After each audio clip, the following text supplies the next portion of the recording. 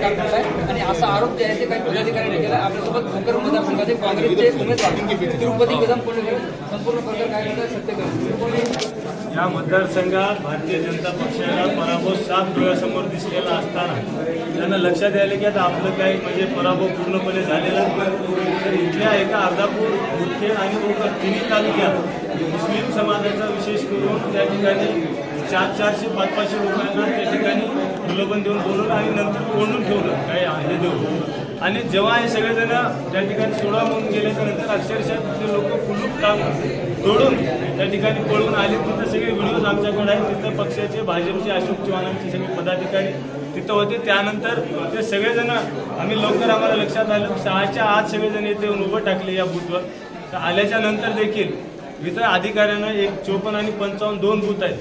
एक बूथ जाणून बुजून त्या राजकीय दबावापोटी एक बूथ 54 बूथ बाहेर लाईन असलेली असताना बंद केलं आणि बाहेरचं एक बूथ अजूनपर्यंत त्यांना चिठ्ठ्या दिलेल्या नाही। आम्ही वारंवार विनंती त्यांना करतोय, फक्त येऊन भाजपचे कार्यकर्ते इथे येतात, गोंधळ घालतात, निघून जातात। आमचं एवढंच म्हणणं आहे, लोकशाहीमध्ये तुम्ही मतदानापासून वंचित ठेवणं एवढं पाप अशोक चव्हाण आणि त्यांच्या भारतीय जनता पक्षाच्या वतीने या ठिकाणी होत आहे। आणि तुम्ही लोकशाहीमध्ये तुम्ही मत मागायला सगळ्याला अधिकार आहे। या ठिकाणी नरहरी मंगल कार्यालय म्हणून आहे, आमच्याकडे त्यांचे फोटो व्हिडिओ सुद्धा आहेत। मतदान करायला आलेले आहेत, 1 तास झाले या ठिकाणी चालू आहे। आम्ही त्या अधिकाऱ्यांना विनंती करतो 1.5 तासापासून त्यांना लाठीचार्ज करतायत। अजूनपर्यंत त्यांना चिठ्ठ्या गेलेल्या नाही। मतदानापासून जाणून बुजून त्यांना पळवलं जाते।